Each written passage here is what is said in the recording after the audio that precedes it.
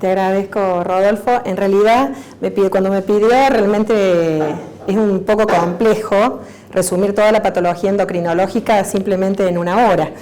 Pero dentro de las patologías, traté de buscar las cosas que en general nos hacen en común, ¿sí?, en el trabajo diario, y creo que hay cosas en las cuales tenemos que ponernos de acuerdo entre los endocrinólogos y los cirujanos, sobre todo en el manejo de lo que es determinadas patologías, en el manejo prequirúrgico y en el manejo postquirúrgico de algunas patologías. La que voy a tratar básicamente, y la que me pareció más importante en cuanto a la extensión, es la enfermedad de Graves, porque es una patología que realmente a ustedes en el momento de la cirugía, más que la patología nodular y que la patología, que el bocio, es una instancia donde quirúrgicamente juegan un montón de componentes, además de la instancia del tratamiento que esté adecuadamente sustituido el paciente, y que nos pongamos de acuerdo lógicamente en la instancia de qué le vamos a hacer, qué le vamos a dar, ¿sí?, cuál va a ser la extensión quirúrgica. Entonces, lo que vamos a empezar a hablar es un poquito del tratamiento del hipertiroidismo, y para ello puede que haya algunas cositas que estén cambiadas, porque la verdad que cuando lo hice en la computadora del servicio, lo vine a presentar acá, se modificó un poco por la instancia de los power que... Bien, entonces es importante primero definir lo que es la tirotoxicosis, que es una condición con múltiples etiologías que cursa con un aumento de los niveles circulantes de hormonas tiroideas, y el hipertiroidismo, que hace referencia a una forma de tirotoxicosis debido a un aumento de la síntesis y secreción de las hormonas tiroideas. Son dos condiciones distintas, porque la tirotoxicosis puede estar dada por otras, por ejemplo, un estrumo ovárico, es decir, por otras causas que no es necesariamente el hipertiroidismo, o sea, cuando hay un aumento en la secreción de hormonas. ¿Cuáles son las causas de tirotoxicosis? Fíjense que las que están asociadas a hipertiroidismo generalmente cursan con captaciones de yodo elevadas o normales. En esto podemos tener la enfermedad de Graves y el adenoma tóxico o el bocio multinodular tóxico, que son prácticamente el 95% de los casos que cursan con esta entidad, mientras que tumores trofoblásticos, tirotropinomas o resistencia a la hormona tiroidea periférica generalmente es menor. Las que no están asociadas a hipertiroidismo son las tiroiditis silentes, las traumáticas, las facticias dadas por hormona, ¿no es cierto?, por la hormona tiroidea, cuando hacemos la sustitución, el hipertiroidismo iatrogénico, que es por sobretratamiento, el estrumo ovárico, la tiroiditis aguda, las metástasis de un carcinoma folicular. Hay que tener en cuenta que hay fármacos que tienen en su molécula, ¿sí?, en su constitución, yodo.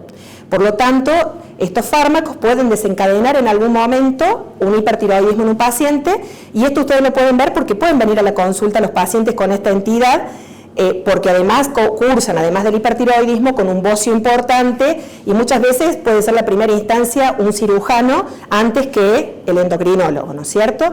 Entonces tenemos que tener en cuenta que hay situaciones de fármacos como el amiodarona, las soluciones de Lugol, algas o preparados vitamínicos que pueden desencadenar entonces esta patología. Generalmente los síntomas con los que cursa hay que diferenciar lo que es un adulto joven de un anciano o un adulto mayor, en donde en general el adulto mayor cursa más con miopatías y con taquicardias taquicardias o fibrilaciones auriculares, mientras que el joven tiene más sintomatología. El adulto mayor suele ser más oligosintomático en su presentación. Esto es importante, quizás no es lo que ustedes están habituados, pero nosotros como endocrinólogos siempre vamos al eje, y cómo el eje regula todas estas instancias, y debemos conocer que normalmente la TSH, que es secretada por la hipófisis, actúa a nivel tiroideo. Esto estimula la producción de T4 y T3, y a su vez la formación o lo que forma la glándula, T4 y T3, le sirven de mecanismo de contrarregulación negativa. Por lo tanto, se efectúa el feedback y tenemos un equilibrio biológico. Cuando la glándula está afectada, esto hace que haya mayor cantidad, generalmente, de vuelco de hormonas a nivel de circulación, lo que hace que la TSH esté generalmente inhibida en el caso del hipertiroidismo. Ahora es importante conocer que las hormonas ingresan por un mecanismo de un SYN-porter, que es el NIS, el yodo fundamentalmente ingresa a la glándula. Este es el mecanismo de captación, luego tiene un mecanismo de organificación y yodación, Y en esta instancia, donde están las peroxidasas, la tiroglobulina y formando la MIT-DIT, que van a formar luego las T3 y la T4 cuando se recapta, ese mecanismo es el que está bloqueado fundamentalmente por el agente antitiroideo que nosotros damos generalmente, que es el danantisol. Ese es el lugar específicamente donde actúa el danantisol, que es el único fármaco que tenemos disponible en nuestro país. Dentro de las patologías más importantes, la enfermedad de Graves, el adenoma tóxico y el multinodular tóxico son las patologías con las que más frecuentemente están asociadas con el hipertiroidismo, y la enfermedad de Graves presenta un componente hipertiroideo autoinmune caracterizado generalmente por bocio, porque esto es característico, el paciente presenta bocio, tiene oftalmopatía infiltrativa, mixedema y raramente presenta acropaquía. Hay un agente etiológico que nosotros lo identificamos, que son los TRAP, que son los anticuerpos antirreceptores TSH, que es el que se une al receptor y es el que estimularía en forma autónoma la producción de hormonas tiroideas. Esta presencia de anticuerpos específicos contra los principales autoantígenos tiroideos como la tiroglobulina, porque también solicitamos anticuerpos antitiroglobulina y antiperoxidasa, los marcan la autoinmunidad en este paciente, ¿sí? Puede haber también contra el transportador del NIS o con anticuerpos AT3 o AT4, muy raramente. Generalmente es de predominio del sexo femenino, es una prevalencia del 0,1 al 0,5%, es más común entre la cuarta y la sexta década de la vida y hay presentaciones clínicas, subclínicas y una forma que es apática. ¿Cómo lo diagnosticamos? Generalmente por la clínica. El paciente, cuando uno lo ve, tiene el bocio, la oftalmopatía puede acompañar de inicio o no o presentarse en otra etapa, no todo es conjunto, pero la presencia de bocio y la clínica del hipertiroidismo nos hace altamente sospecha, lo que tendremos que determinar si esto es un Graves o quizás una tiroiditis.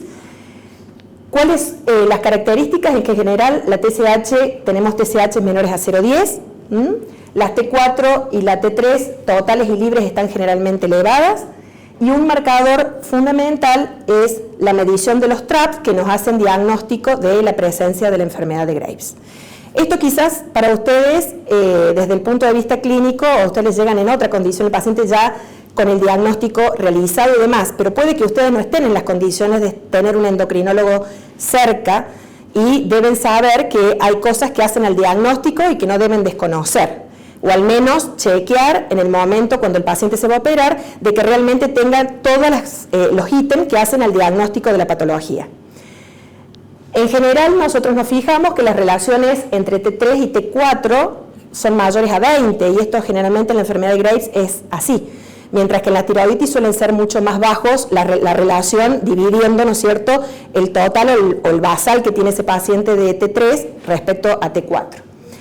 La centellografía y la captación tiroidea nos sirve y generalmente son elevadas en el caso de la enfermedad de Graves, y el Doppler tiroideo dentro de las recomendaciones últimas de la ATA, de la Asociación Tiroidea o Americana de Tiroides, lo considera como de calidad de evidencia moderada, lo cual se ha sumado para el diagnóstico de la patología. Hay teorías inmunológicas respecto a esta patología, pero creo que básicamente que ustedes entiendan que esto es una situación de carácter autoinmune, hay una pérdida de la tolerancia inmunológica y hay expresividad del complejo de histocompatibilidad clase 2 a nivel de la tiroides, cosa que no existe habitualmente, nada más de los de clase 1, hay linfocitos autorreactivos, hay reducción del número de células T supresoras y esto genera un mecanismo, ¿no es cierto?, de activación de autoinmunidad a través también del receptor, ¿no es cierto?, de TSH.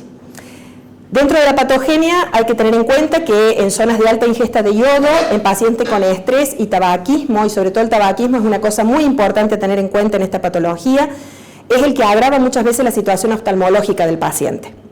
Y es una de las condiciones por las cuales muchas veces nosotros decidimos la conducta quirúrgica de estos pacientes, porque si no deja de fumar, la oftalmopatía agrava, y un paciente que tiene una condición de oftalmopatía grave, hasta que no saquemos el órgano que tiene en realidad la expresión y la formación de anticuerpos, no baja el nivel de, aunque el ojo es independiente, el mecanismo de anticuerpos que accionan, siempre que esté descompensada la situación metabólica, el ojo va a tener una evolución de empeoramiento. También es condición ambiental, es muy frecuente también en el posparto, y vemos que un 80% también de los pacientes pueden tener anticuerpos antiperoxidasa positivos. En cuanto al tratamiento, la instancia es inducir la cura rápida, efectiva y permanente de la enfermedad con baja tasa de complicaciones y bajo costo. Para ello hay guías respecto al manejo de la enfermedad y en general las modalidades son 3, las drogas antitiroideas, el yodo 131 y la tiroidectomía. Esto tiene una recomendación 1 y es fuerte. El metimazol es el único antitiroideo que nosotros tenemos disponible en la Argentina, ¿sí? También está el propiltiuracilo, pero lo tenemos en los países cercanos, Chile, Uruguay, en Paraguay, pero no en la Argentina. Por lo cual, en general, es la droga que nosotros utilizamos y en general si el paciente no tiene ninguna instancia de complicación para la administración, es la que elegimos de inicio e inclusive si nosotros tenemos que mandar al paciente y tomar una decisión diferente como la cirugía, utilizamos el danantisol primariamente para estabilizar la condición clínica para que no tengan problemas con la situación de anestesia y en el mismo acto quirúrgico. Y llevarlo lo más eutiroideo posible al paciente a la cirugía. Respecto al danantisol, tiene alta probabilidad de remisión con el uso de esta droga, sobre todo en mujeres con enfermedad leve, en bocios pequeños. En bocios grandes lo utilizamos muchas veces para dar nada más que la situación de darle el tratamiento para estabilizarlo, para tomar luego otra condición, otro tipo de tratamiento, ¿sí? Cuando los TRAP son negativos o tienen títulos bajos, cuando el paciente tiene un riesgo quirúrgico elevado, cuando son incapaces de seguir normas de seguridad radiológica, cuando tienen antecedentes de cirugía o radiación previa en el cuello o cuando hay una moderada severa oftalmopatía. Y tenemos que siempre advertir al paciente cuando damos la droga de las reacciones adversas que pueden tener y esto es importante que ustedes lo conozcan. Ya se las voy a comentar. Respecto al tratamiento médico, las ventajas es que es conservador, no requiere hospitalización, tiene bajo riesgo de hipotiroidismo, no tiene exposición a radiación, no hay efectos adversos en la oftalmopatía de Graves y se puede utilizar en el embarazo y lactancia con determinadas precauciones. Las desventajas es que tiene una alta tasa de recurrencia, requiere controles clínicos frecuentes para el monitoreo, hay pobre adherencia muchas veces porque es de toma y no solamente de una toma sino de 2 o 3 tomas por día y tiene efectos adversos. Respecto al tratamiento del yodo, que también es otra posibilidad, es sobre todo en aquellos que tienen una captación elevada y son unos bocios que no sean muy grandes.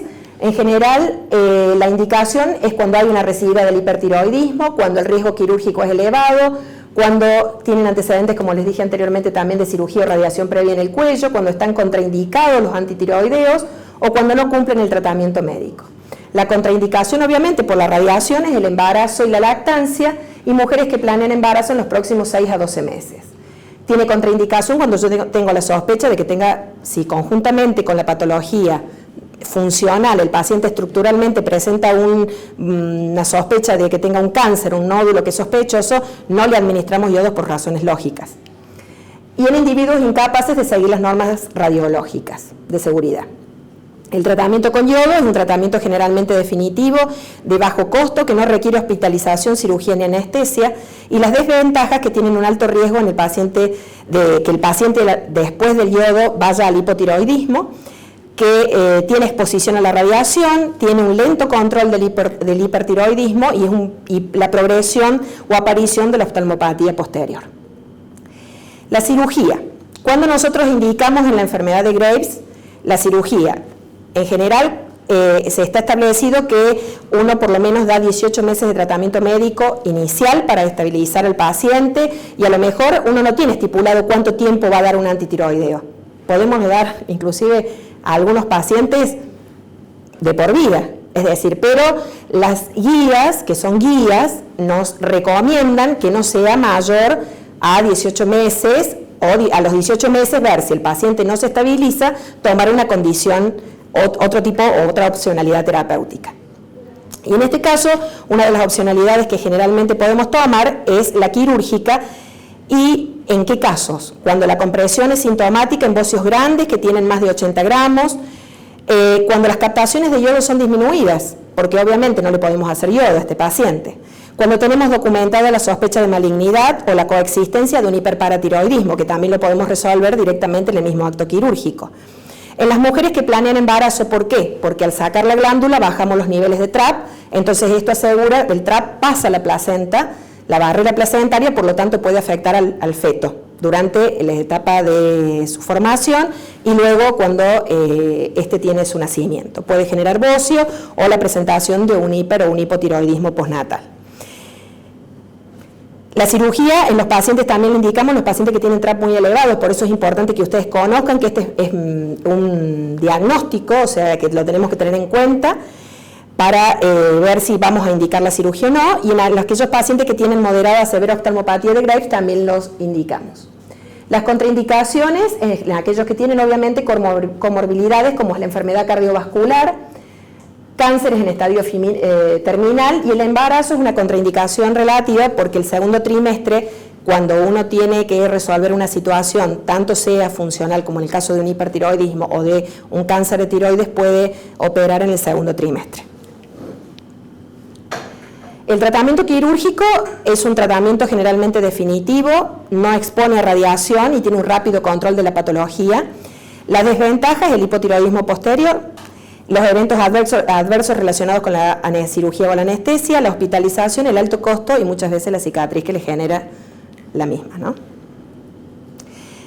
Estas son las dosis que generalmente son las recomendadas de danantisol y es lo que nosotros hacemos normalmente en el consultorio, aunque muchas veces tomamos en cuenta también los niveles de T4 libre para determinar si indicamos 10, 15, 20 o 30 miligramos de danantisol en base a los niveles, que esto lo hacemos generalmente nosotros.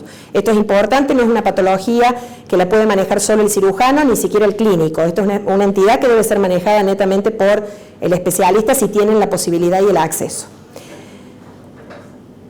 Si el metimazol es elegido, como les dije aquí anteriormente, no debe ser administrado menos de 6 meses y en general debe suspenderse o reevaluarse la condición de la medicación entre los 12 y 18 meses. Y un tratamiento más prolongado puede inducir mayor tasa de remisión en general. Antes de suspender, nosotros solicitamos los TRAP para ver si estos TRAP son muy elevados, nos indica que tenemos que cambiar la óptica hacia otra terapéutica, yodo o de lo contrario cirugía. Deben conocer que hay reacciones adversas importantes como son la granulocitosis y la hepatitis severa que pueden llevar muchas veces al óbito al paciente. Son muy bajas las probabilidades, pero nosotros hemos tenido circunstancias de pacientes que han estado bajo danantisol con reacciones adversas importantes. Por lo tanto, lo que hacemos generalmente desde el servicio es tener un basal de un hepatograma y un citológico. Antes de administrar la droga, a los 10 días volvemos a solicitar un hepatograma o frente a la instancia de que el paciente tenga algún efecto como dolor de garganta, fiebre o la presentación de ictericia. Tiene la indicación de concurrir a una guardia para que se le efectúe un citológico y un hepatograma en forma urgente. Frente a estas instancias de que uno vea que el paciente tiene una neutropenia, que no es lo mismo que la leucopenia, una neutropenia, debemos suspender automáticamente el fármaco y en general el paciente frente a esta condición revierte la situación de la mayor parte de las veces tiene un resultado beneficioso suspendiendo la medicación. Por eso acá les digo que es necesario realizar el hemograma y la suspensión frente a estos síntomas que les dije, dolor de garganta o fiebre. Se debe alertar y deben preguntarlo a ustedes que están en general en las guardias si está tomando esta medicación, porque el paciente muchas veces, si uno no es insistente en el uso de la medicación o las drogas, lo que está utilizando, la presencia de dolor abdominal y fiebre puede estar dado también por el uso del danantisol. Así que tener en cuenta la función hepática y realizar un hepatograma durante el tratamiento de la enfermedad. Se puede utilizar otro tratamiento adyuvante como es el beta bloqueante, generalmente porque también disminuye la conversión periférica de T4 a T3 y nos ayuda a estabilizar la situación funcional.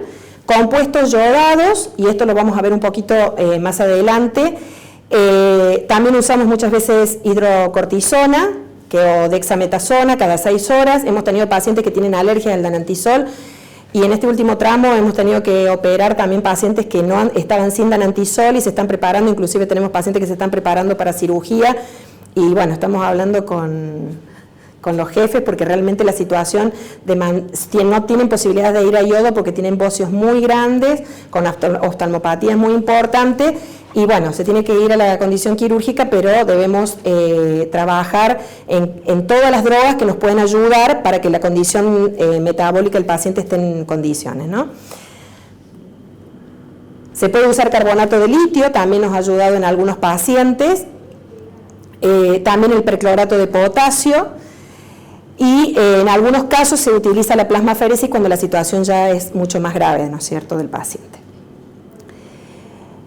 Eso es para que ustedes tengan una idea de el hipertiroidismo, el tratamiento del hipertiroidismo, que es una de las patologías que en general como endocrinóloga me preocupa a la hora de tener que enviar al paciente la cirugía. Pues son cirugías en general muy sangrantes, cirugías que otorgan un cierto grado de complejidad por los elementos anatómicos y las estructuras cuando esos óseos son tan grandes, el reconocimiento de las estructuras recurrente para tiroides y después las condiciones de lo que puede pasar después con el paciente. Estábamos viendo y en las últimas recomendaciones también de las guías el tema de la deficiencia de la vitamina D en los pacientes que cursan enfermedad de Graves. Estos son trabajos de publicaciones nuevas en donde se ha visto que si los pacientes son deficitarios de vitamina D deben ser sustituidos previamente a la cirugía, y lo estamos haciendo en el servicio en los pacientes porque son los más propensos a hacer hipocalcemias posquirúrgicas. Sobre todo porque cuando el paciente está hipertiroideo tiene un aumento en el recambio óseo, porque la TSH también produce, cuando está por debajo de 0,10 puede aumentar este mecanismo a nivel óseo, y esto hacer como el simulador del hueso hambriento. Entonces el paciente posquirúrgicamente tiene más probabilidades de hacer hipocalcemia. Así que eso también estamos dándole un tratamiento especial a estos pacientes para que ustedes no tengan tantas complicaciones en el posquirúrgico. Respecto a cuándo indicamos, ya pasamos a un poquito a otro tema, pues son varios temas los que me ha pedido el doctor que hable, entonces trato de hacerle una síntesis rápida. Es sobre las decisiones de cuándo tenemos que realizar una tiroidectomía total o subtotal. Ustedes ven que aquí hay determinadas, respecto al bocio, podemos tener bocios simples, bocios nodulares o multinodulares o la enfermedad de Graves, o nódulos sospechosos o el mismo cáncer, por la cual podemos decidir porque el paciente tiene síntomas compresivos, porque el tamaño glandular es muy grande, porque hay implicancia estética, porque muchas veces el paciente nos pide sacarse lo que tiene en el cuello y no necesariamente lo que tiene en el cuello o en la tiroides es algo maligno, pero el paciente psicológicamente no lo deja tranquilo lo que tiene en el cuello.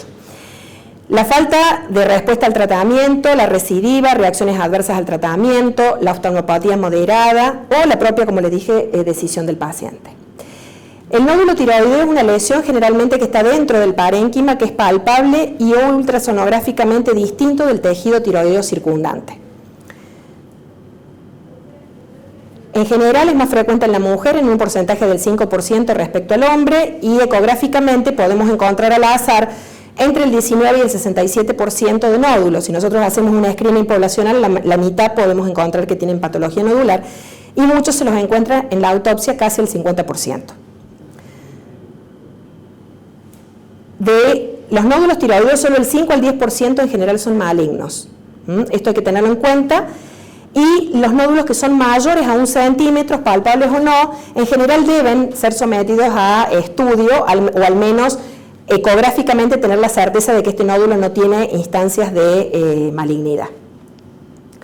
Pueden haber manifestaciones como disfagia, dolor, disnea, disfonía, criterios que están interrogados como si son realmente clínicamente de malignidad. Siempre que tengamos la instancia de un bocio nodular, muchos de los pacientes han venido inicialmente por cirugía, y cirugía los ha enviado a endocrinología, han hecho el paso inverso, porque como el paciente no tiene funcionalmente ni un hipo ni un hipertiroidismo, vienen a sacarse el tumor que tienen en el cuello. Ahora es importante que sea el manejo conjunto, que si cirugía detecta que hay una patología nodular, antes de que ese paciente sea ingresado al quirófano, sea visto por el endocrinólogo, porque nos es más fácil, porque hay determinadas cosas que nosotros solicitamos antes de que sea operado, que después nos va a servir en el manejo posterior. Si nosotros tenemos un paciente que tiene antecedentes familiares de NEM o neoplasia endocrina múltiple, el paciente ha tenido crecimiento rápido, ha habido o existen estructuras adyacentes que están fijadas cuando nosotros hacemos el examen del cuello, hay presencia de adenopatía, parálisis de las cuerdas vocales, una edad menor a 20 o mayor a 70 años. Si es masculino, si es hombre, es más sospechoso. Si está asociado a otra sintomatología o ha tenido exposición a radiación, ese paciente tiene en general mayor instancia de sospecha que lo que tiene en el cuello, ese nódulo, pueda tener una mayor chance de malignidad. Los carcinomas en general, hay un 5% de estos bien diferenciados que pueden estar asociados a poliposis adenomatosa familiar, a enfermedad de Cowden o a cánceres de tiroides familiares no medulares, y pueden ser parte de un carcinoma medular. Por eso es importante que sea evaluado primero por el endocrinólogo y ante la sospecha de alguna de estas instancias o que haya antecedentes familiares, solicitar calcitonina antes de operarse, porque el control postquirúrgico de ese paciente, si esto es un carcinoma medular, se hace con calcitonina, pero siempre referida a la calcitonina prequirúrgica, para ir viendo, y el CEA, que normalmente el antígeno carcino embrionario, nos da el grado de diferenciación o de desdiferenciación que puede tener este tumor. En general, la mayor parte de los carcinomas bien diferenciados, el 90%, lo configuran los papilares, el mayor porcentaje los foliculares menos, y algunos carcinomas a células Hürtel, que también tienen un componente mayor de agresividad que el papilar clásico. Tenemos un 3 o un 5% de medulares, los pobremente diferenciados tipo insular y los indiferenciados anaplásicos, que en verdad hemos tenido muy pocos dentro del servicio. En alguna época tuvimos o compartimos con el doctor Gramática algunos pacientes de oncología, pero son los menos, gracias a Dios.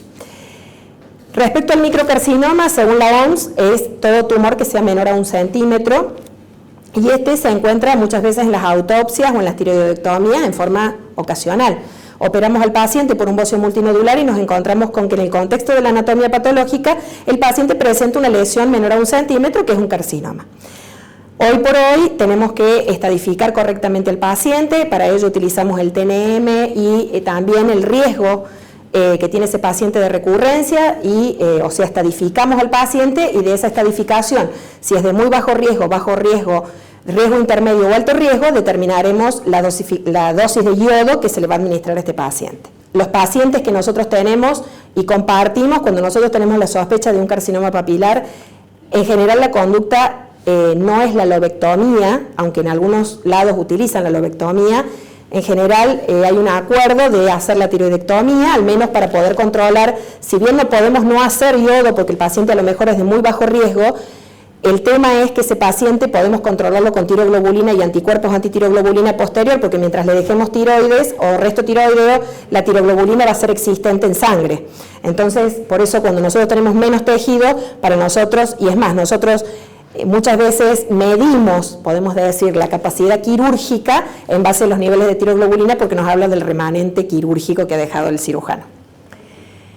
Entonces, cuando nosotros revisamos el cuello, tenemos que tener en cuenta si la consistencia del nódulo, si el nódulo tiene irregularidades, si tiene fijación a tejido subyacente, si hay adenopatía, si el paciente refiere un crecimiento rápido en el último tiempo, y como les dije y reitero, solo un 10% o un 5% de estos son carcinomas. Siempre al paciente que presenta una patología nodular debemos establecer un algoritmo de estudio, para ello pedimos la funcionalidad tiroidea, pedimos los anticuerpos, y la calcitonina queda reservada. Esto fue un tema de discusión de muchas guías, si se pedía o no se pedía. En general las últimas guías recomiendan tener al menos prequirúrgicamente, no como condición de todo nódulo solicitarle calcitonina, sino cuando vamos a decidir la toma de la decisión quirúrgica, de pronto solicitarla, o cuando ecográficamente haya sospecha de un carcinoma medular. En general los nódulos que son posteriores y que están en el lóbulo, en la parte media tiroidea y posteriores, tienen más altas sospechas de ser carcinomas medulares. Esto es por la instancia embriológica. Respecto al ultrasonido, bueno, creo que es el gol estándar en la patología nodular, y la única desventaja muchas veces que tenemos es que es operador dependiente. Y el ser operador dependiente implica que para esto necesitamos a alguien que tenga reconocimiento tiroideo. Creo que no es lo mismo hacer una eco abdominal que una eco tiroidea, porque muchas veces los pseudonódulos o las tiroides Hashimoto son confundidas con patología. Si bien la tiroides Hashimoto cursa muchas veces con patología multinodular, muchas veces genera fibrosis intraglandular que confunde con un área nodular, y podemos tomar la resolución de ser cruentos haciendo punciones a pacientes que realmente no lo requieren.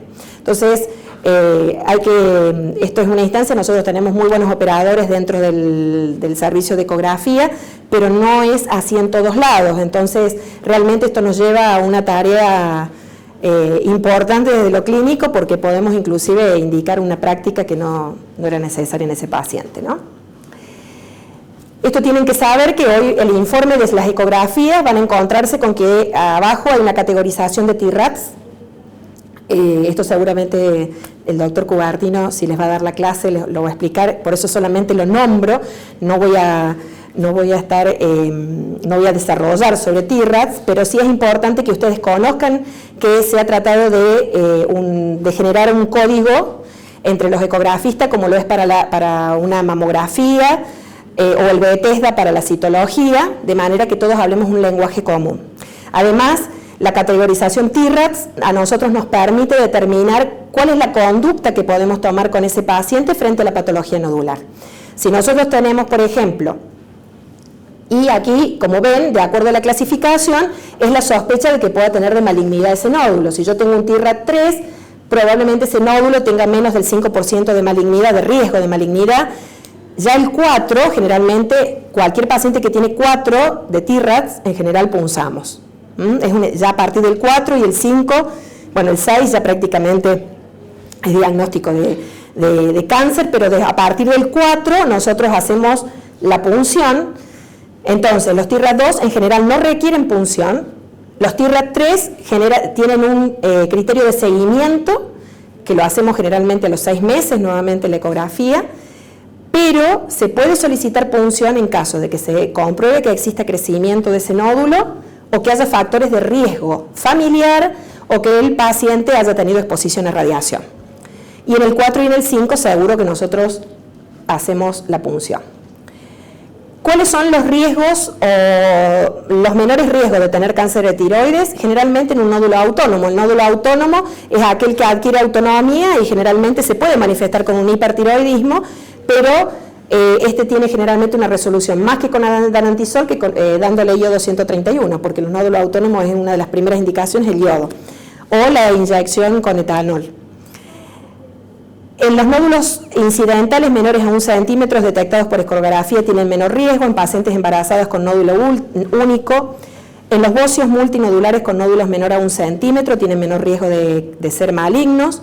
Los nódulos fluctuantes o blandos y en las tiroiditis de Hashimoto. Quiero comentarles que hoy también se ha sumado un elemento técnico que es la elastografía, que seguramente el doctor Cubertino les va a comentar, que es un elemento para nosotros de diagnóstico importante, sobre todo porque la elastografía es un complemento de la ecografía y nos está informando un valor en kilopascales que nos determina el grado de dureza que pueda tener un nódulo, y a mayor grado de valor en kilopascales, uno tiene mayor sospecha de que este nódulo puede tener malignidad, aunque se han encontrado que a partir de 22 kilopascales el corte, según la experiencia que hablamos habitualmente con el doctor Cubertino, se ha visto que a partir de estos valores uno tiene que tener un cierto grado de seguimiento, ser más estricto en el control de estos pacientes. Un cáncer en general tiene valores mayores a 50-60 kilopascales. Por eso es un elemento más que nos suma para poder decir si este paciente hacemos punción o cómo vamos a efectuar el seguimiento. Quizás ese nódulo no requiera nunca más realizar punciones. De hecho, la elastografía indica en el hígado la posibilidad o no de realizar la punción hepática, ¿sí? Respecto al sistema Bethesda que ustedes pueden tener y cuando realizan, porque ustedes pueden hacer la práctica de quizás tener una ecografía que les indique un TIRAD 4 y decidir hacer la punción como cirujanos, pedirle al paciente que se haga la punción. Si ustedes le van a informar un resultado en un sistema también común, que es el Bethesda, que tiene una categorización en 6 grados, que puede ser una categoría no diagnóstica, nos puede pasar que un paciente lo hemos punzado y que con la punción que nos dice no diagnóstica, nosotros volvemos a repetir la punción. Si la segunda punción es no diagnóstica, las guías recomiendan en general que esos pacientes deben ir a cirugía. O sea, con 2 citologías no diagnósticas, es indicación quirúrgica, por eso muchas veces encuentran que nosotros hemos derivado pacientes que tienen 2 punciones que son negativas y por lo tanto, como no podemos saber realmente frente a qué nos estamos, o sea, qué es lo que tenemos al frente, muchas veces la decisión es la cirugía. Si el resultado es benigno, la probabilidad de malignidad es no mayor del 3%, o sea que esos pacientes veremos y seguiremos con ecografías posteriores. El problema nos da aquellos que nos dan una citología de Bethesda atípica, ¿sí? O sospecha de neoplasia folicular, que son las categorías 3-4, que en general son un poquito las más conflictivas y las voy a desarrollar un poquito más ahora. Después lo que ya sabemos que sospecha de malignidad tienen criterio quirúrgico y ustedes ven aquí que en las citologías, cuando ustedes tienen en general esta de sospecha de neoplasia, la indicación es la lobectomía, pero ustedes pueden, que dentro del acto quirúrgico, hacer una biopsia por congelación y si ustedes ven que es una posibilidad de que tenga un carcinoma, muchas veces se procede a hacer la tiroidectomía total porque la posibilidad de multicentricidad de un cáncer es factible, sobre todo en los papilares, que es la forma más frecuente. Cuando nosotros tenemos sospecha de malignidad, se puede optar por la lobectomía o la tiroidectomía total y en la malignidad directamente va la tiroidectomía. La categoría Bethesda 3, que es la que les dije que suele dar un poquito más de conflicto, inclusive no solamente para los citólogos, sino cuando nosotros recibimos el informe como endocrinólogo, que lo pueden recibir ustedes como cirujanos también. Una posibilidad, cuando yo tengo ese resultado, es hacer el seguimiento nuevamente del paciente, observarlo y seguirlo. O decidir la situación de repunción. Puedo repunzar al paciente y a ver si me categoriza sacando un poquito más de material, me puede determinar qué tipo de celularidad tiene el paciente. O, en algunos otros casos, se envía a cirugía. La ATA, o sea, la Asociación de Tiroides Americana, no da una recomendación precisa sobre esta instancia, porque sigue siendo un tema de conflicto y de discusión entre citólogos, cirujanos, endocrinólogos. Y en general lo que se está viendo ahora, que si está dentro de las posibilidades, el uso de marcadores moleculares, que ustedes también pueden recibir un informe de marcadores moleculares, al menos tenerlo en cuenta, aunque no sea la práctica de ustedes. Pero la cirugía, sí, el paciente va a ir a cirugía porque encuentran determinado marcador, al menos tenerlo en la mente. Y esto son los marcadores que se están utilizando. Es decir, se hace un panel de marcación cuando se puede pedir, lo que pasa que cada uno de ellos puede tener un costo de 15.000 pesos. Se estaba haciendo en un momento, ahora prácticamente ha caído un poco más en desuso, pero no quiere decir que no se pueda poner en marcha. En general lo que se está midiendo es BRAF, las mutaciones del RET-PTC y el RAS, que son los que más nos pueden marcar la instancia de que el paciente, si estamos frente a un carcinoma papilar, un carcinoma folicular o un indiferenciado. Los oncogenes que se asocian generalmente con ciertos tipos de carcinomas diferenciados son, como les digo, el carcinoma papilar con la marcación BRAF, el RET-PTC, y en el caso del carcinoma folicular, el RAS y el PAX8 y el pipergamma. Ustedes, para que vean, generalmente cuando hacemos la punción, se puede hacer, ¿no es cierto?, como dijimos, de rutina la citología. Esta citología puede ser benigna, por lo cual solamente va a requerir un seguimiento, puede ser no diagnóstica, y en este caso solicitamos la repetición de la punción. Y en esta repetición, en algunos casos, como les digo, si vuelve a repetir no diagnóstica o con esta atipía, uno puede llevar a la marcación de estos oncogenes, el BRAF, el RAT, el RET-PTC, y en base a esta marcación podemos determinar si, por ejemplo, nos da un RET-PTC, va el paciente a tomar la conducta de cirugía, ¿sí? Una tiroidectomía total. Si el paciente, por ejemplo, tiene una marcación, no veo bien el marcador, acá. Si la mutación está presente, por ejemplo, del BRAF, generar la tiroidectomía y en general se hace el vaciamiento central. Es decir, que este es un elemento que nos ayuda a complementar o direccionar al cirujano también frente a situaciones de citologías que nos pueden ser un poco inciertas. Tener en cuenta que la TAC la podemos solicitar, pero solamente se recomienda cuando se haya confirmado la malignidad y sobre todo a ustedes como cirujanos les importa sobre todo la extensión quirúrgica. Si el paciente tiene ganglios mediastinales, si ya tiene un compromiso, nosotros para estadificar si hay un compromiso a nivel pulmonar o no. La resonancia no es lo que se solicita de rutina, ¿sí? Porque tiene menor definición y la TAC generalmente tiene mejor definición a nivel de lo que son las adenopatías. El ultrasonido es muy útil en la detección y en las marcaciones de las adenopatías, ¿sí? Sobre todo en qué sector, en qué región están, para que el cirujano tenga directamente una direccionalidad más precisa. Y muchas veces nosotros, si vemos que la adenopatía es sospechosa, se puede hacer una punción del ganglio y también hacer el dosaje de tiraglobulina, no solamente en el nódulo, sino también se puede hacer también a nivel del ganglio. Bueno, cuando nosotros decidimos que este paciente vaya a cirugía, en general, si el paciente tiene una instancia funcional de un hipotiroidismo, damos y tratamos de lograr que las hormonas tiroideas estén en rangos de normalidad, siempre. O sea, en la mejor condición de eutiroidismo del paciente. Debemos continuar general, y esto debe ser consigna, la misma dosis de la levotiroxina hasta el día de la cirugía. ¿Sí? Se le debe administrar la hormona tiroidea. En caso de ser necesario que el paciente tenga una situación de un hipotiroidismo que se puede utilizar levotiroxina, hemos utilizado levotiroxina endovenosa en algunos casos de pacientes que están que tienen que ser urgentemente operados para compensar su estado metabólico, se puede utilizar la vía endovenosa. Esto, inclusive muchas veces el paciente ingresado por un hilio abdominal y nos hemos encontrado que la situación era metabólica. Bueno, esto lo podemos utilizar como situación de emergencia, pero nosotros tenemos disponibilidad en el servicio siempre de ampollitas en caso de que requieran, así que si hay un paciente que se sospecha, bueno, obviamente trabajamos en forma conjunta, ¿no? Algo importante es que el paciente, aún yo tenga la sospecha de un cáncer, posterior a la cirugía, debe ser reinstaurado el tratamiento con hormona tiroidea.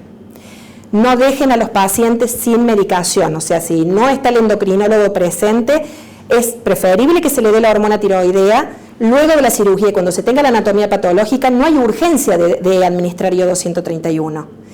Cuando nosotros lo operamos, después lo que hacemos es estadificar correctamente al paciente, y si el paciente está correctamente estadificado, allí decidimos cuánto es la dosis de yodo, le suspendemos la medicación y le hacemos el yodo. Pero el paciente, después de la cirugía, así como se va tomando el calcitriol y el calcio si es necesario, tiene que salir tomando la levotiroxina. No lo dejen al paciente sin medicación, porque muchas veces nos ha pasado, si no está el endocrinólogo y no se hizo la indicación, el paciente cursa por la vida hipotiroideo con mayores riesgos sin necesidad. O sea, creo que hay cosas que deben ser, esto es lo que me importaba transmitir, quizás muchas de las cosas que estoy diciendo desde la parte clínica y no sé cuánto de esto ustedes puedan utilizar en la práctica quirúrgica, pero hay cosas que deben ser claves en consigna. Paciente que se opera debe tomar la medicación hasta el día de la cirugía, paciente que se opera debe tomar posterior a la cirugía, seguir tomando su medicación y no ser suspendida. En el caso que nosotros tengamos un paciente con un hipertiroidismo, si la indicación ha sido el danantisol, el paciente tiene que tomar el danantisol hasta el día de la cirugía. Lo que pasa que en estos pacientes, en general, nosotros lo que vamos a hacer es sumarle, y en general tienen el beta bloqueante, el propanolol, y en general también debe ser usado hasta el día de la cirugía junto con la preparación prequirúrgica, que en general nos tenemos que poner de acuerdo, que en general esto es una instancia del cirujano quien la debe indicar, porque ustedes saben cuántos son los días que le quedan al paciente para entrar a la cirugía. De pronto nos dicen, no, pero esto lo tienen que dar ustedes. No, es decir, ustedes saben cuándo le han dado la fecha quirúrgica. Entonces, como se administran una semana antes y no más de eso, o hasta 10 días, porque sabemos que si le administramos tanto el Lugal como el yoduro de potasio, una posibilidad es que el paciente haga un efecto Bolshakov y posteriormente elimine y vuelque a circulación mucha hormona tiroidea. Entonces, descompensamos la situación metabólica. Entonces nos tenemos que poner de acuerdo en que el Lugol y el yoduro de potasio, o avisarnos cuándo es el día de la cirugía para que nosotros le demos la indicación, ¿sí? Pero no puede faltar esto, sobre todo porque el yoduro de potasio del Lugol lo que hace es que la glándula se vuelva más friable, más durita, y no le sangre tanto en el acto quirúrgico. ¿Es así? Sí. Bueno, dentro de las complicaciones, creo que la posterior de la cirugía, creo que la que más complejiza la circunstancia es la hipocalcemia. Y simplemente voy a hacer un reconto muy rápido, pero es la complicación que en general nos da un poquito más de dolor de cabeza a ustedes y a nosotros en el manejo posterior, ¿no? Uy, espera, ya termino.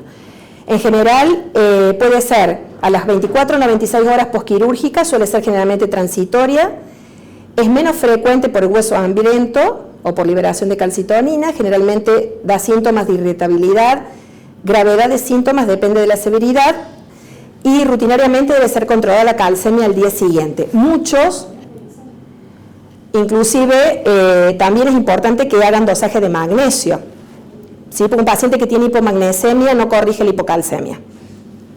Y debe sacarse por fórmula, que es esa fórmula, calcio corregido igual a calcemia medida en miligramos por decilitro más 0,8 por 4 menos la albuminemia. Ojo, que el paciente no esté desnutrido, no tenga otra condición.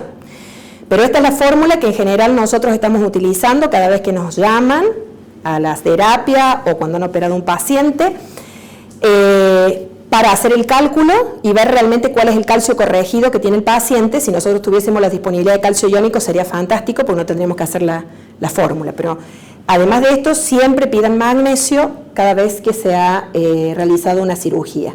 Algunos lo que hacen es hacer mediciones de PTH intraoperatoria también para ver la probabilidad o el riesgo de padecer una hipocalcemia posterior, pero en general no es una práctica que debamos realizar en forma rutinaria, excepto quizás en el control sí de los pacientes que son operados por un hiperparatiroidismo, en donde las mediciones de PTH intraoperatoria nos otorgan mucha información para después ver la posibilidad de recidiva de este paciente. Cuando nosotros tenemos una hipocalcemia, si el paciente tiene niveles entre 7,5 y 8,5 miligramos y está asintomático, en general lo que podemos hacer es utilizar la vía oral, no necesariamente hacer vía de goteo con gluconato de calcio. En general podemos utilizar, por ejemplo, carbonato, 1 o 2 comprimidos cada 6 u 8 horas. Tener en cuenta que este sí puede tener interferencia con la cuestión digestiva, y en general se puede utilizar también el citrato, que el citrato tiene menos interferencia. Cuando los niveles de calcemia son menores a 7,5 u 8 y hay síntomas, es decir, no solamente la presencia de parestesia, sino que nosotros hemos constatado, y esto es importante, porque el médico cirujano tiene que ser también clínico en esto, no solamente limitarse a la condición de la práctica quirúrgica, es ver al paciente antes, las condiciones, pedir una calcemia antes de la cirugía. Se puede pedir también PTH también previa, lo solicitan y si el medio lo permite. Realizar entonces, como les digo, la cirugía, y si nosotros vemos que el paciente tiene calcios que empiezan a bajar y le hacemos truso y la maniobra de Bostec y da positiva y el calcio es menos de 7,5, nosotros administramos en general, se puede hacer una infusión endovenosa directa diluida con el gluconato de calcio, o directamente empezar el goteo, que siempre debe ser en dextrosa y no en fisiológico porque precipita. Esto es condición de que manejemos todo el mismo código. Y como les digo, siempre corregir magnesio, porque si hay hipomagnesemia no van a poder corregir la hipocalcemia. Bueno, no pasa. Se quedó, ahí está. Y como les digo acá, bueno, una PTH, por ejemplo, menor a 15 puede predecir una hipocalcemia posquirúrgica, y esto tiene una sensibilidad prácticamente del 100% y una especificidad del 83%. En general, se dan de alta los pacientes cuando son asintomáticos. Muchas veces los pacientes que tienen hipocalcemia pueden manejar todavía calcios que estén por debajo de los niveles de normalidad, por ejemplo, un paciente que tenga 8 de calcemia, 7,8, pero si el paciente está asintomático, no requiere que el paciente quede internado hasta que logre nuevamente tener 8, 8,5. Si nosotros hacemos las maniobras y el paciente está asintomático, nosotros lo podemos dejar de alta, lógicamente, con un laboratorio entre las 48 y 72 horas posterior al alta. Siempre podemos reevaluar PTH a los 2 o 3 meses en todo paciente con hipocalcemia. Sabemos que hay hipocalcemias que pueden ser de carácter transitoria y otras que pueden ser de carácter permanente, ¿sí? Entonces, reevaluar. Hay hipocalcemias que pueden ser refractarias al tratamiento por pobre adherencia al tratamiento, déficit de magnesio, mala absorción o síndrome del hueso hambriento o por uso prolongado de bifosfonatos. Esto también es algo que debemos preguntar, porque el paciente que está con bifosfonato puede hacer hipocalcemia sin necesidad de ser operado. Siempre que damos bifosfonato se debe administrar calcio en forma conjunta. Esto lo dice la indicación y el prospecto del medicamento, ¿no? Acá, como les dije, comenzar con la levotiroxina postquirúrgica en todo paciente que ha sido operado, se le ha hecho una tiroidectomía, y esto es para finalizar, fue un artículo donde se fijó cuál es la efectividad de la cirugía, de los cirujanos, cuánto es el volumen de cirugías que deben realizar, y en general, así como las cirugías hipofisarias, se dice que alguien es experto en el área hipofisaria cuando tiene más de 100 cirugías hipofisarias. Aparentemente más de 25 serían necesarias mínimamente para que alguien tenga una experiencia suficiente para poder enviar a un paciente, o hacerse cargo del paciente dentro del quirófano, ¿no? Esto también es muy importante. La cirugía tiroidea hemos visto que no es una cirugía, lógicamente, como les decía antes, igual que la ecografía, no es lo mismo una cirugía de vesícula, que están más adiestrados. La cirugía de tiroides suele tener un grado mayor de complejidad, esto dicho no por nosotros, sino dicho por ustedes, y realmente se complejiza porque la variabilidad interindividual en cuanto a las variables anatómicas y posicionamientos hacen que sea un desafío, creo que cada vez que se exponga un paciente a esta práctica, ¿no? Nada más.